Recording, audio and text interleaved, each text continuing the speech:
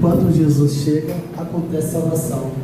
O cara até brincou que parecia com um tema mais pentecostal, né? Quando Jesus chega, acontece salvação, alguma coisa. Mas é real, toda vez que Jesus chega, alguma coisa acontece, nada fica igual. Então, a transformação é real. E falar de advento é muito...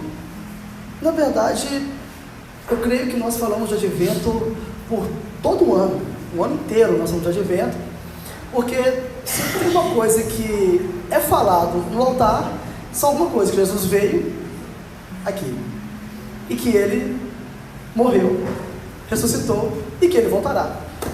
Então, o advento ele é muito mais amplo que somente a narrativa de quando haveria de nascer o nosso Messias. Eu brinco que alguns cristãos, principalmente da nossa igreja aqui, o pastor até brinca, né, que aqui tem uma galera que está com uma galera muito depressiva, uma galera que tem TDAH, então todo mundo se reúne, mas só que Jesus, ele vai muito além dessas coisas. Por quê?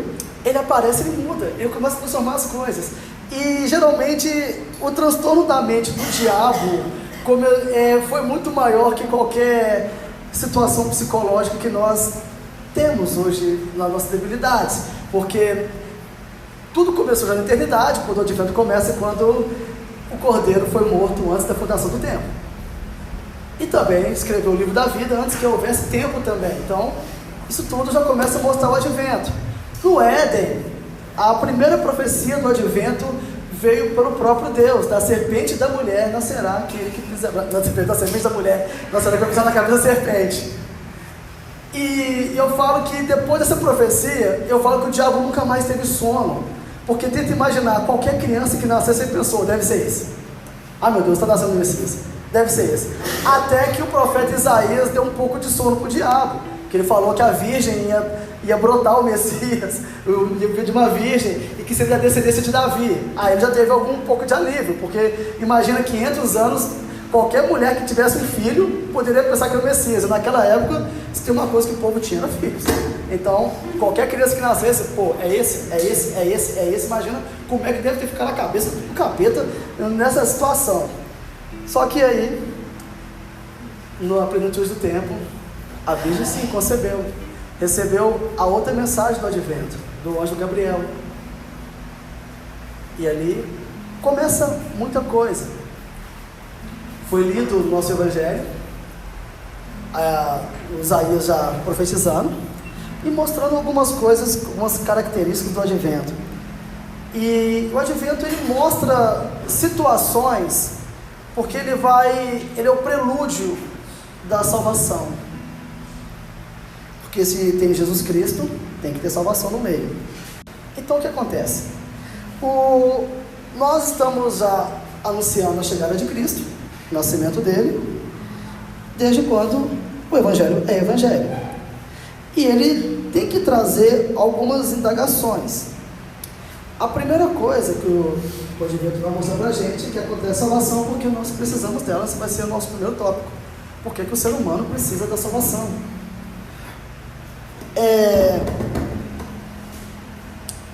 Temos algumas questões. Nós precisamos de ser salvos. Por quê?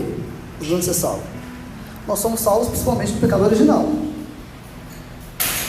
Você vai ser salvo de quê? Até uma questão que eu estava conversando com o André umas 2, 3 semanas atrás, sobre ser salvo. Mas ser salvo de quê? Então, qual que é a ideia de salvação? Eu vou ser salvo de uma condenação, vou ser salvo do meu pecado, vou ser salvo de quê? Então, quando você recebe Jesus Cristo, ele literalmente, a palavra salvação quer dizer resgate, então ele te resgata. Então, você precisa ser resgatado por Cristo. Paulo fala, ele que nos tirou das trevas, nos transportou para o Filho do teu amor. Então começa por aí. A salvação não tem a ver com resgate. Tirou você das trevas e agora você veio para a maravilhosa luz de Cristo. Então você precisa disso. E por que eu preciso disso? Porque você anseia por isso. A palavra diz que Ele colocou no seu coração a semente da eternidade, o desejo pela eternidade. Isso é algo tão divino, que isso faz com que você deseja estar com Cristo, você deseja essa salvação, você anseia por Ele, como Davi narrava, fala assim, olha, assim como a corça suspira, assim minha alma por ti. Uma vez eu trouxe essa ilustração, alguém já viu como é que a corça, ela faz o barulho, quando ela sente o cheiro das águas, ou o som das águas, ela escuta? Alguém já viu? Depois você procura na internet, ela começa a pular e gritar de uma maneira desesperada, e foi assim que Davi descreveu a sua ansiedade, mas no bom sentido, né? Mas o anseio dele pela presença de Deus. Então começa por aí. Então devemos ser assim.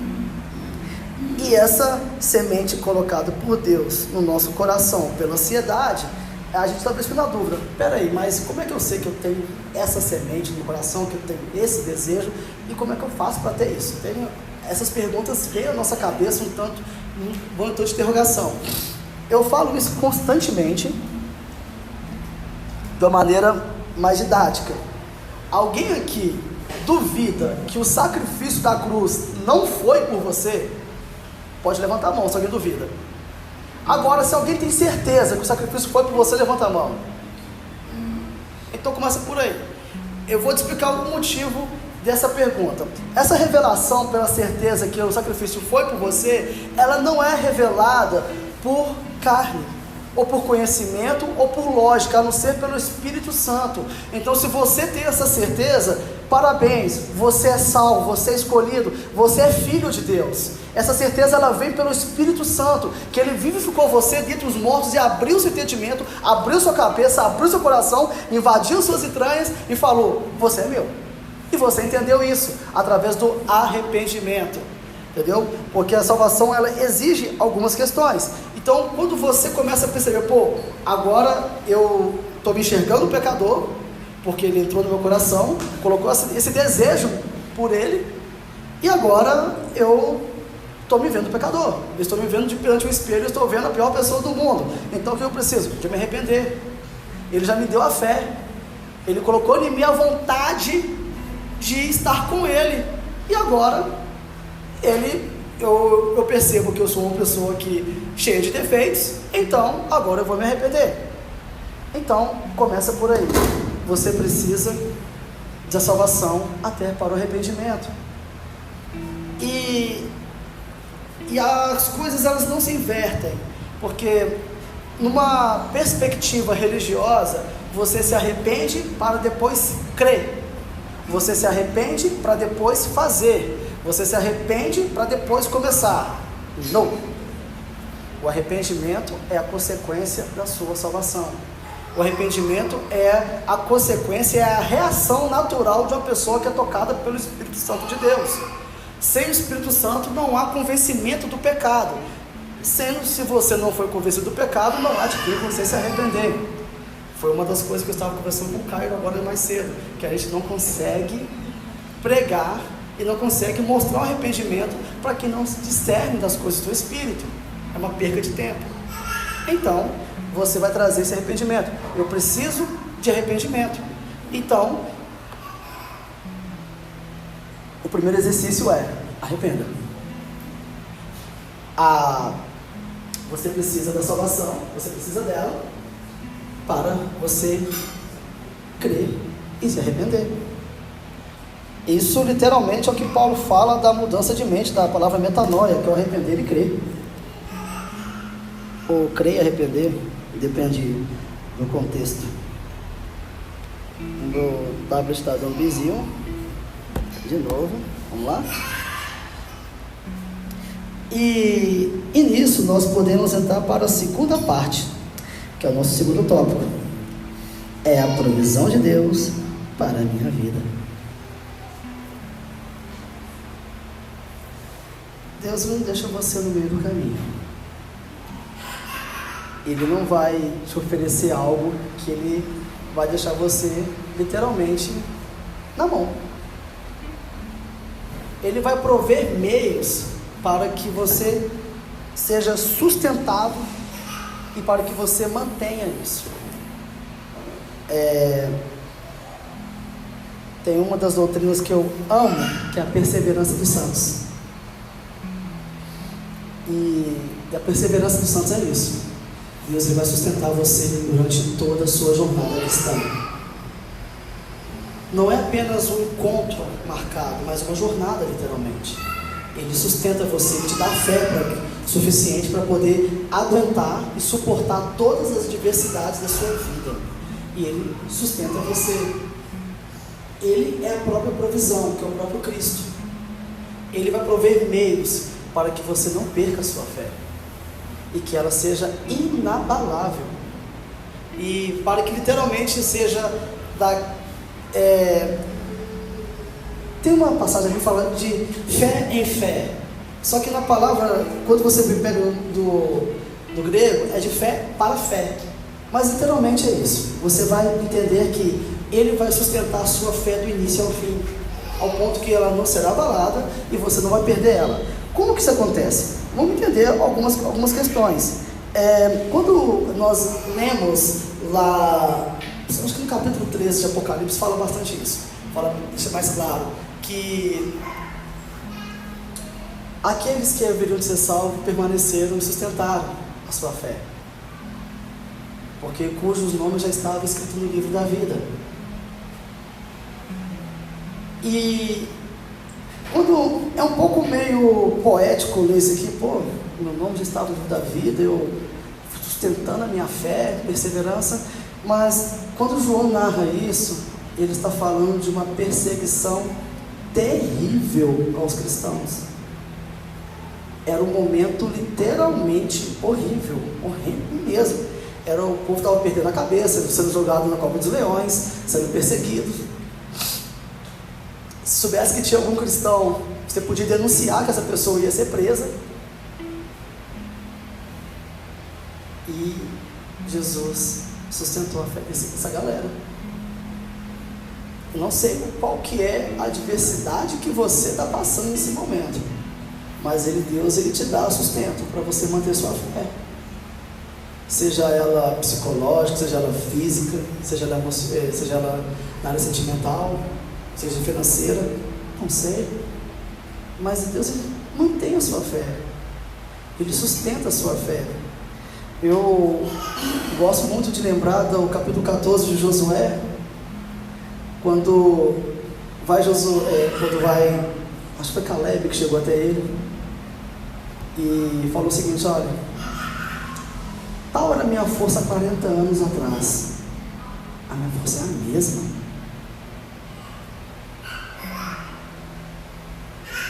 Ele viu a galera toda que estava com ele morrendo. Ele recebeu a promessa de Deus.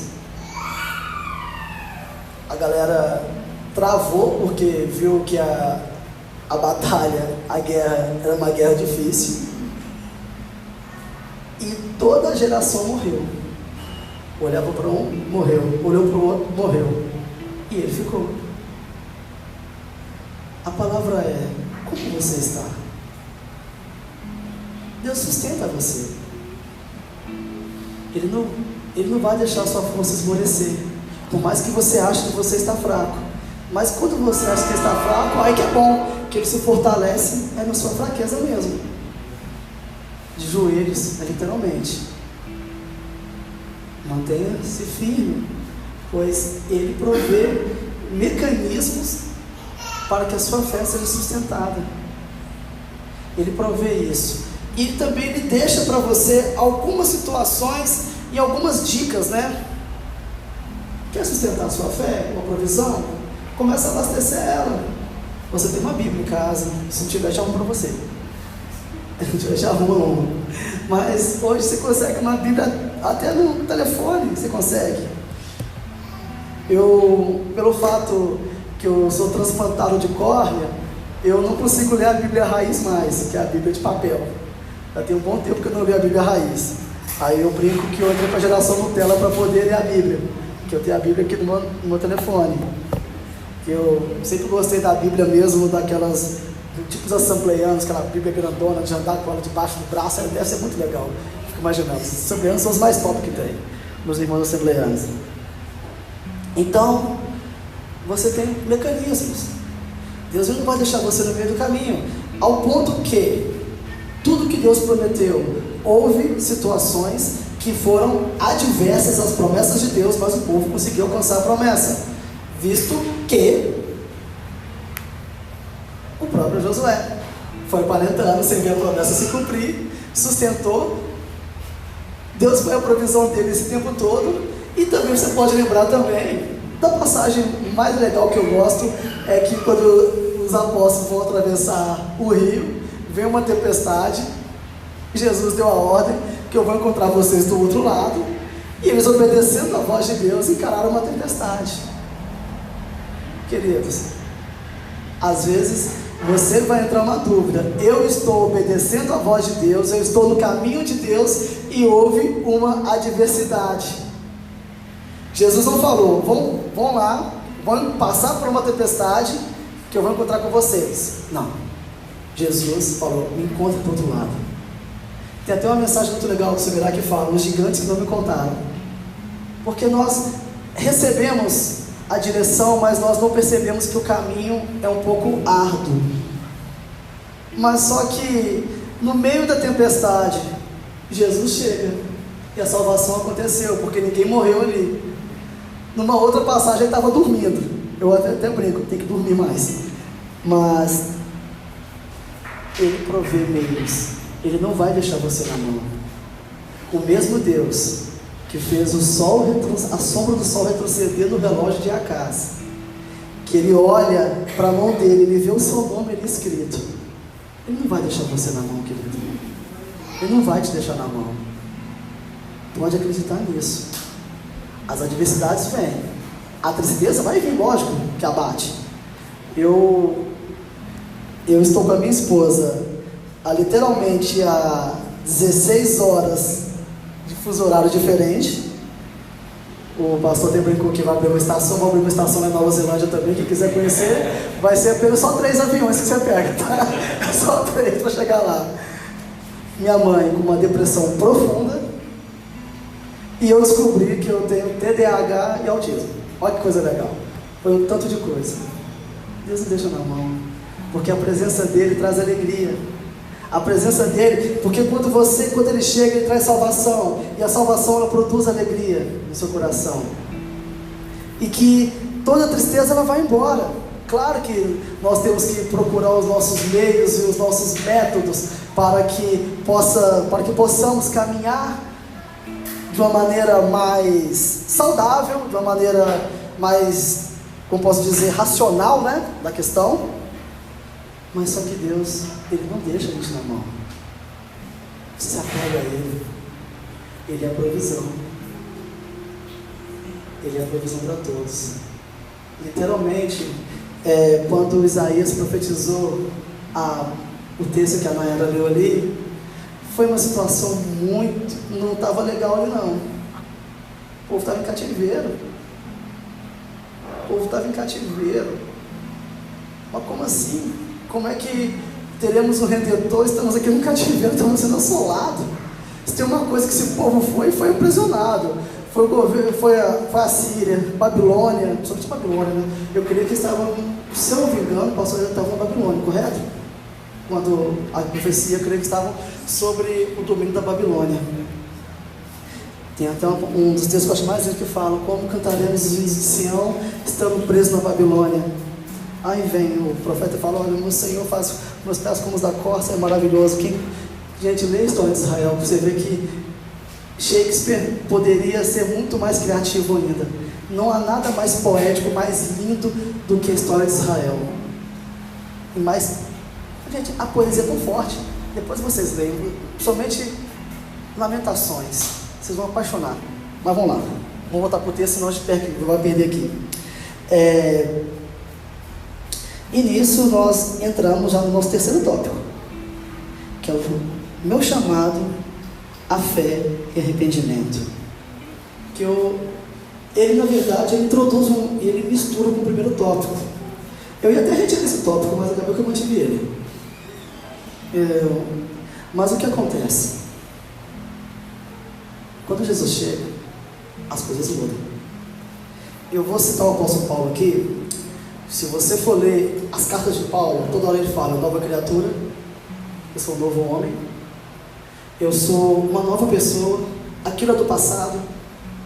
Porque Paulo, ele olha para o seu, ele vai olhar para ele mesmo e ver o tanto de coisa má, tanto de coisa errada que ele fez. Para quem não sabe, Paulo foi responsável pela morte de Estevão. Imagina Paulo chegando na igreja e ver: pô, o cara que matou Estevão está aqui comigo pregando aqui, está meio estranho. Mas Paulo, ele olhava para ele e ele via uma nova pessoa. Aquele Paulo morreu, agora o novo Paulo. Porém, quando Paulo, nova criatura, olha para a pessoa de Cristo, ele se enxerga o pior dos pecadores. O que eu quero dizer com isso? Você não é perfeito. Por mais que você nasceu de novo, você ainda não é perfeito. Paulo ainda fala: olha, aquele que começou a boa obra há de aperfeiçoar no dia do Senhor. Olha que legal. Todo momento nós precisamos lembrar que nós precisamos de arrependimento. O arrependimento é o start da vida do crente, porque você nunca para de se arrepender. Nunca para. Todo momento há arrependimento. Temos aqui o casal que acabou de casar, né? Lua de mel, coisa mais linda dos dois. O que acontece? Eu falo muito que a maneira mais legal de você entender como é que é o arrependimento é a vida do casal. Às vezes uma palavrinha que você fala, você fere a pessoa que você ama. E logo vem aquela questão: opa, falei coisa que não podia ter falado. Preciso consertar ali. Caio, sempre peça perdão mesmo sem saber o porquê. Desculpa, a ordem é essa. É o primeiro conselho. Entendeu? Começa por aí, entendeu? Quando você entender isso, eu falo: pô, ótimo marido. Você vai entender o que eu estou falando. Mas arrependimento é isso. Porque da mesma maneira que você fere alguém que você ama, é quando você peca contra o Espírito Santo de Deus. Quando você peca contra a santidade de Deus. A todo momento. Seja nas palavras, nos olhares, nos pensamentos, nos gestos. Todo momento estamos pecando. E isso mostra a nossa verdadeira humanidade. Que nós não somos perfeitos. Eu vou errar a todo momento. Porém, sabendo que o Espírito Santo incomoda. Davi, você fez isso. Conserta. Davi, você fez isso. Você fez aquilo. Conserta. Conserta. Aquela palavra, aquele zum de abelha que fica no seu ouvido, que faz você lembrar daquilo que você errou. Isso chama o Espírito Santo, que ele está te incomodando para que você se conserte, seja com alguém ou seja com o próprio Deus, porque você é uma nova criatura. E o que é o mais legal, sabe o que acontece? Quando isso acontece, isso vai mostrar o quê? Que a palavra de Jesus, ela não foi errada, que o Pai corrige quem ama, e as minhas ovelhas escutam a minha voz. Se você está escutando essa voz que te leva ao arrependimento por tal atitude, por tal pecado, por tal pensamento, por comportamento, fica feliz. É o Espírito Santo que está falando com você. E se o Espírito Santo fala com você, quer dizer que você é filho. A maior alegria que tem para o crente é ele ser corrigido. Eu conversei com o cara de novo. Eu estava conversando com o meu pastor essa semana e a gente teve um pequeno desentendimento numa questão mais teológica. A gente discute muito essa questão, mas sempre mantendo respeito. A gente nunca desrespeita um outro. E eu falando com ele que a maior alegria que eu tenho é quando ele fala que eu estou errado. Eu fico feliz em saber que eu estou errado. Nós temos que ficar felizes em saber que eu preciso de correção. E se eu tenho um pastor, se eu tenho um irmão na fé que me corrige, é porque eu sei que Deus está usando alguém para cuidar de mim. Então, se arrepender, o arrependimento, ele pisa no nosso ego, ele esmaga mesmo o nosso ego. Spurgeon falava o seguinte, que a pregação, ela tem que espancar o nosso eu, amassar o nosso ego e jogar no lixo todas as nossas vaidades, que tem que rasgar o nosso coração, expor a nossa vergonha, não para a igreja, né? Estou falando, expor perante Deus, mostrar quem somos nós. João, quando escreveu o Apocalipse, principalmente na carta a Laodiceia, ele fala até o seguinte: olha, coloque roupas brancas para que a sua nudez seja vista, limpa teus olhos. Isso seja, ele alertando a todo momento a igreja para que você veja algo que está atrapalhando. O salmista, Salmo 139, se eu não me engano, ele fala o seguinte: Senhor, esquadrilha meus corações, meu coração, tu me sondas e conhece, mostra para mim o caminho errado que eu estou trilhando e me guia. Se você não está conseguindo enxergar o pecado que está em você, peça para que Deus te mostre, com essa oração que Davi fez. Senhor, sonda meu coração, abre meu coração, Pai, mostra para mim o que eu tenho errado, porque às vezes nós, até por inocência, por ignorância, por vários motivos, às vezes nem você sabe do pecado que você comete. Só que aí, Deus sabiamente, Ele vai utilizar várias coisas, principalmente nossos irmãos na fé, para poder falar: está errado. Assim diz a Bíblia, que o seu comportamento não é aprovado por Deus. Então se arrependa, porque o seu comportamento, ele está em desacordo com aquilo que Cristo ensinou. Tem uma coisa que não tem relativização, não existe mais e nem porém. Ou você é salvo ou você não é. Não existe meio salvo e meio não salvo. Existe salvo. E não existe meio pecado e existe meio acerto. Existe pecado, existe acerto. A palavra pecado quer dizer errar o alvo, literalmente. Então, não existe uma relativização. Paulo, ele deixa bem claro no capítulo 3 da carta aos Gálatas. Ele fala bem claro: olha, esse aqui é o comportamento e os frutos de quem não está legal. Se você pratica tal coisa, você está fora. Então se arrependa para que você não pratique isso mais. Mas em contraproposta, ele também mostra os frutos daquele que é salvo. Porque quem é salvo produz fruto, porque Jesus, ele literalmente se comparou com uma videira, e aquele que estiver em mim vai dar frutos. Me leva a produzir frutos. Foi até rápido, não é? Foi até rápido. Então, os frutos estão ali, os frutos do Espírito. Está bem claro, bem didático. Paulo foi muito categórico nessa questão. Olha, se você está em mim, você vai produzir paz, amor, mansidão, domínio próprio. Gente, o domínio próprio eu acho que é o...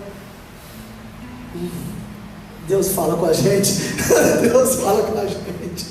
Mas o que é mais engraçado, o que é mais legal dessa história dos frutos do Espírito, não, tem como você colocar aí Gálatas, colocar o fruto do Espírito para a gente poder ver. É o seguinte, capítulo 3, salvo engano, olha que é a partir de 19. Olha capítulo 5, 5:19. Aí, é bom ter uns irmãos GPS de Bíblia que nos ajudam. Então o que acontece? Paulo, ele já deixa bem claro para a gente quais são as obras da carne. Um pouquinho para frente, então acho que você está no 21, se eu não me engano. Vai passando, 22. Isso.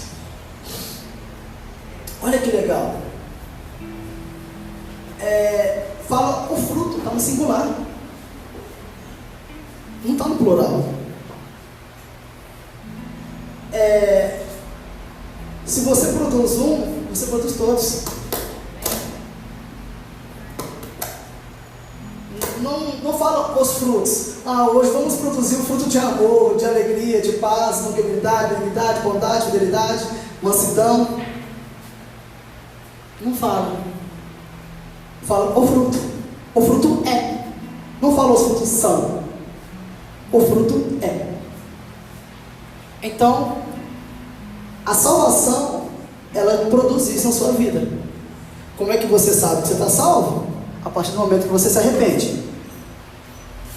Quando você se arrepende, você começa a produzir frutos do Espírito Santo. Porque o Espírito Santo, ele convence você do pecado e ele faz que você frutifique. Porque você vai estar em Cristo e quem está em Cristo está em mim e vai dar frutos. É uma coisa puxa a outra. E ele é a videira verdadeira. E agora, como é que a gente vai fazer algumas questões? Isso aqui não vai estar nos tópicos, tá? Porque eu não mandei para o André, mas eu vou explicar para vocês aqui. Pode manter, né? Se quiser, fica à vontade. Como é que você vai manter aqueles frutos? Primeira coisa, obedecer na palavra de Deus. Obediência. Se alguém aqui é velho de igreja como eu, alguém lembra da antiga EBD, Escola Bíblica Dominical? Vai lembrar aqui. Na Escola Bíblica Dominical, eu lembro quando eu era criança, tinha uma musiquinha que falava que o alfabeto do crente é obedecer. Alguém vai lembrar, se alguém for mais velho de igreja, vai lembrar disso. Então, a obediência. A minha mãe sempre falava que obediência quebra a maldição. Minha família é mais pentecostal. Quando eu participava dos encontros com Deus na igreja pentecostal, tinha uma frase que eu apaixonei: a obediência é a chave do sucesso, gera frutos. Mas obediência é tudo. E obediência é o fruto, literalmente é a característica de alguém que é nascido de novo. E Paulo, quando ele fala, agora eu morri, fui crucificado, agora eu tenho a mente de Cristo. Então, se você tem a mente de Cristo, meu querido, a sua vontade não serve para mais nada. Pega a sua vontade e joga na lata do lixo. A sua vontade é a vontade de Cristo. Faz uma auto-reflexão, se a sua vontade, o seu ego, aquilo que você enxerga como mundo, como tudo, se isso tem ultrapassado aquilo que Cristo colocou como ideal para que você viva. Você não tem que viver de acordo com a sua vontade, mas sim com aquilo que Cristo colocou como a verdadeira vontade do Pai. E quando isso acontece,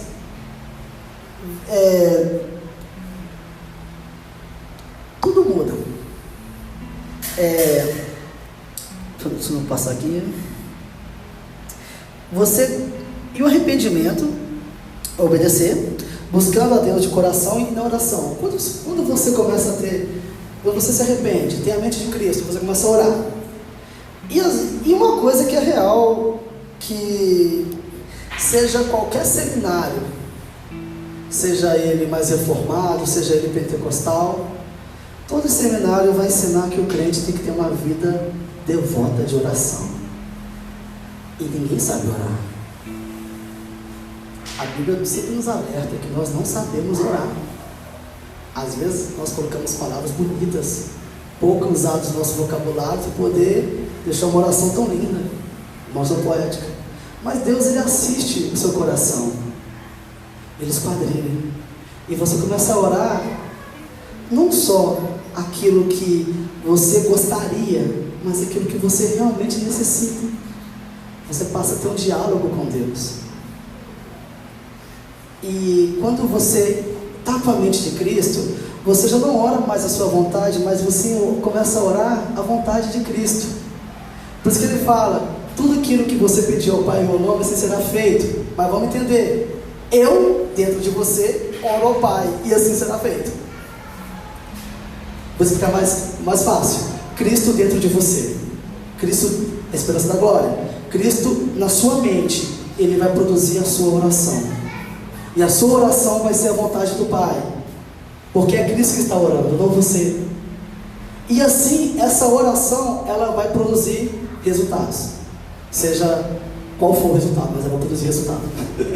Então, a vida de oração é a característica, porque quem é salvo ora, quem é salvo se arrepende, quem é salvo vive a vida de Deus, vive a novidade de Deus.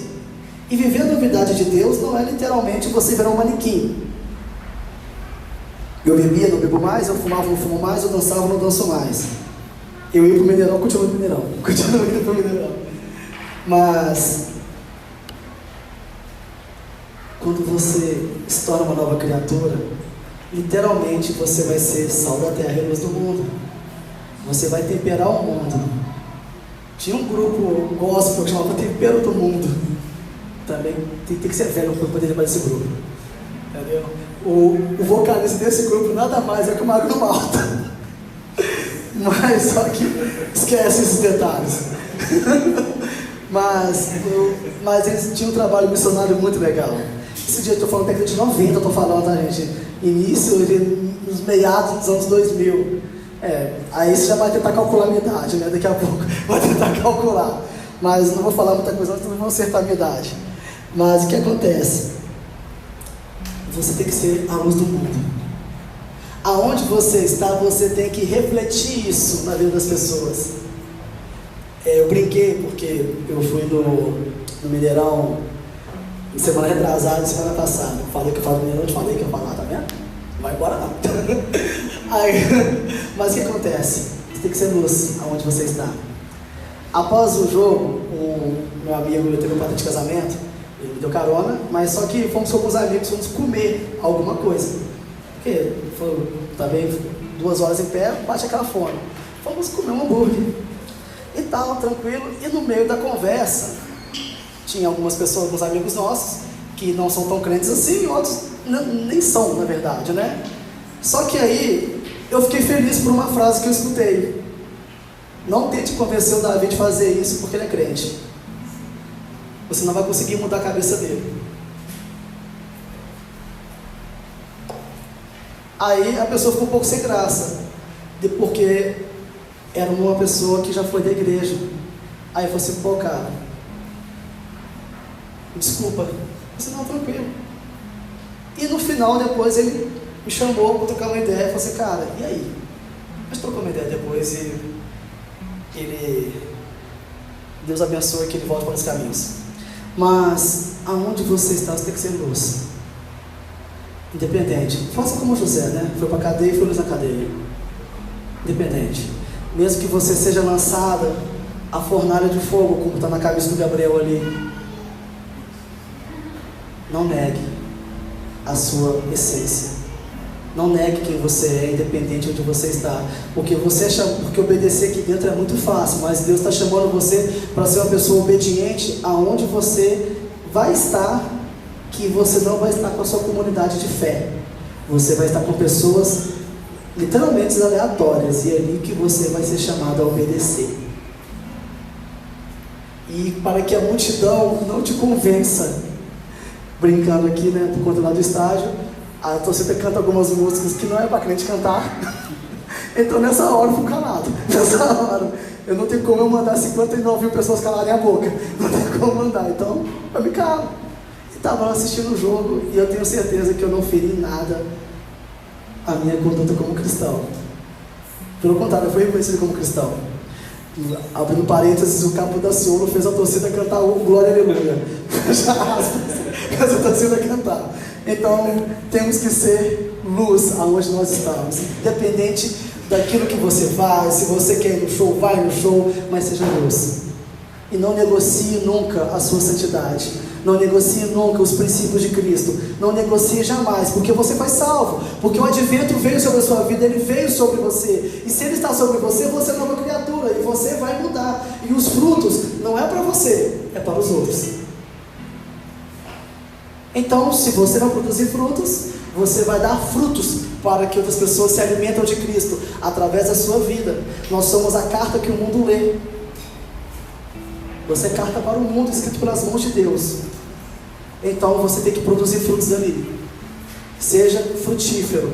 Então, se você está produzindo frutos, Nayara, volta agora de novo lá, agora no versículo 19. 5,19, meu amor.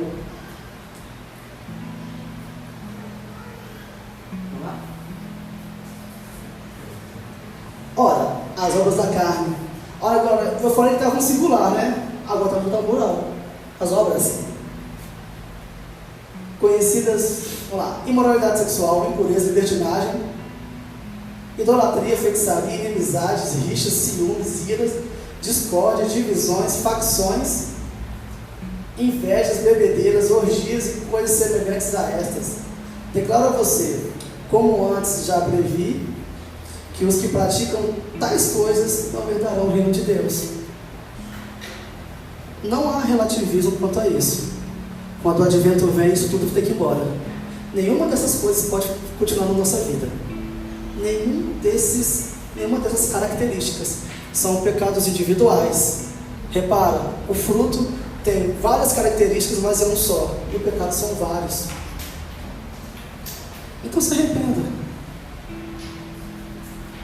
Se você não vê praticando nenhuma dessas, peça para que Deus mostre se você tem praticado ou não.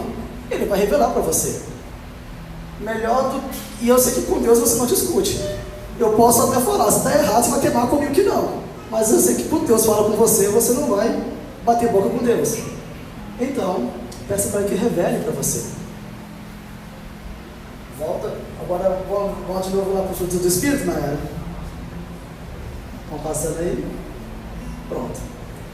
Quando o arrependimento, quando há uma vida de oração, quando há uma vida de obediência, porque o advento se fez real na sua vida, porque ele apareceu e trouxe salvação, pronto, veio o fruto. É bem didático. Não tem, como posso dizer, não precisa dar muita volta. Não tem muita explicação, acontece naturalmente. E a obra principal que você recebe é a alegria. A pessoa que recebe Cristo, ela é alegre. Antes de encerrar, eu vou contar um pequeno testemunho de um pastor que eu amo esse pastor. Ele é até da editora Fiel, né, da Presbiteriana. Ele foi numa fazenda de um amigo. E esse amigo dele é muito rico. E ele é até uma referência entre os pastores reformados do Brasil. E tinha uma mulher lá que era uma faxineira. E ela não sabia que ele era pastor, e a faxineira começou a evangelizar ele. Era dessas mulheres pentecostais do coque, do saião. E começou a evangelizar e falou que Jesus tinha uma obra na vida dele. E ela começou a pregar para ele.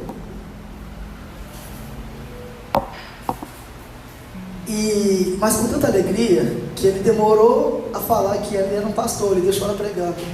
E ele brinca que a cada 10 palavras que ela falava, 9 tinha erro de português. Mas só que ela estava tão apaixonada, porque Jesus se fez presente na vida dela e transformou a vida dela.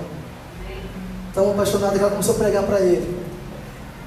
E quando ele foi fazer o seu devocional, ele falou assim: Deus, eu tenho tudo. Eu tenho dinheiro, ela não tem. Eu tenho mestrado, tenho doutorado, tenho isso, tenho aquilo. Prego no mundo inteiro. Só que ela cumpriu um mandamento que eu não estou cumprindo: amarás o Senhor Deus de todo o teu conhecimento. Ele se sentiu envergonhado perante a humildade dela, porque o pouco que ela conhecia, ela deu 100% para Deus. E literalmente cantava a música da Lívia Soares: abrir mão de todos os meus títulos. Quando o advento vem, quando Jesus se faz presente, porque ele chega na sua vida, nada mais importa. Você abre mão de tudo, porque você reconhece Ele como seu pastor. E quando você reconhece Cristo como seu pastor, nada te faz falta. Todos os seus títulos, todas as suas conquistas passam a ser secundárias, de acordo com o amor. Porque você vai estar tão apaixonado, tão inserido nesse amor, que passa despercebido. Ok, tá, não faz falta. Ah, eu perdi, não tem importância, eu ganhei minha vida. Ah, mas não tem importância. Eu abro mão de tudo, porque eu quero receber Jesus no meu coração, porque Ele é a porta do caminho. Ele se faz verdade na minha vida, e por Ele ser esse caminho, por Ele ser a porta, por Ele ser a verdade, Ele traz vida aonde não tem. Não precisa duvidar. Se está morto, Ele ressuscita. E Ele fala, haja luz, e vai haver luz nas suas trevas. Porque o advento, ele começa desde o haja luz. E na minha vida, nas trevas do meu coração, nas trevas do meu intelecto, Ele falou, haja luz, e houve luz, e eu reconheci a Cristo como Salvador. Ele fala no seu coração, nas suas trevas, haja luz, que é o próprio Cristo, que é o advento de Deus nascendo dentro de você. Agora você vai ser nascido de Deus. Se você ainda não conhece, se você ainda não entregou a sua vida, entregue. Deus, fala assim, ó, Deus, fala no meu coração. Se isso que esse cara está falando é verdade, faça que essa palavra brota dentro de mim. Faça esse teste. Eu tenho certeza que algo vai mudar na sua vida. Não estou prometendo que seus problemas acabaram, mas que você vai ter esperança. Como diz Paulo Freire, esperançar, não esperança, mas esperançar de ir. Tá vendo? Está Paulo Freire, tá vendo? Está Paulo Freire. Tá vendo? Jesus. A gente utiliza as coisas loucas só como dia. Mas agora, brincadeira à parte, Deus, Ele te surpreende em todos os caminhos. Ele vai guiar você pelas veredas da justiça. Então, que o advento seja real, pois Ele chega na sua vida e traz salvação, e tudo muda. Que as suas trevas se transformem em luz porque Ele chegou. Que as suas tempestades se tornem calmaria. E que a sua depressão vire alegria. Essa é a minha oração para você. Ele é poderoso para poder fazer infinitamente mais do que pedimos ou pensamos, segundo o poder que nós opera. Está lá em Efésios 3, capítulo 20, 3:20. Paulo traz isso para a gente. Peça para que Deus produza em você frutos de arrependimento e que a salvação seja verdadeira em sua vida. Vamos orar, queridos.